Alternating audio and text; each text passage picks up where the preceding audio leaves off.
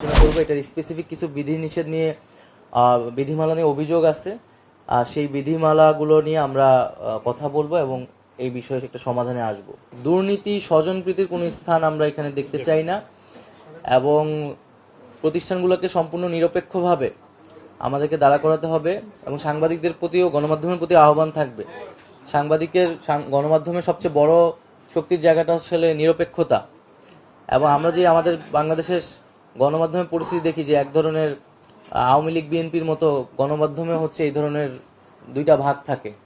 তো এই বিষয়গুলাও গণমাধ্যম কর্মী বা সাংবাদিকরা বিবেচনা করবেন, যাতে আমরা এই ধরনের রাজনৈতিক বা দলীয়করণ যাতে সাংবাদিকদের ভিতরে না দেখি, আমরা যাতে একটা নিরপেক্ষ জায়গায় জনগণের পক্ষে কথা বলতে পারি।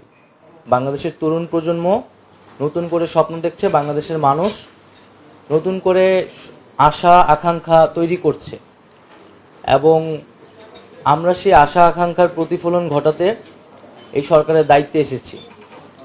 আপনাদের কাছেও আহ্বান থাকবে, অনুরোধ থাকবে যে এই আকাঙ্ক্ষা আমরা আবার নতুন করে তৈরি করছি, যে পুরো বাংলাদেশকে পুনর্গঠন করা, একটি নতুন বাংলাদেশ তৈরি করা এবং এমন একটি বাংলাদেশ তৈরি করা যেখানে এই ধরনের ফ্যাসিজম বা স্বৈরতন্ত্র আর কখনোই তৈরি হতে না পারে। আমরা জানি বিগত সময়গুলোতে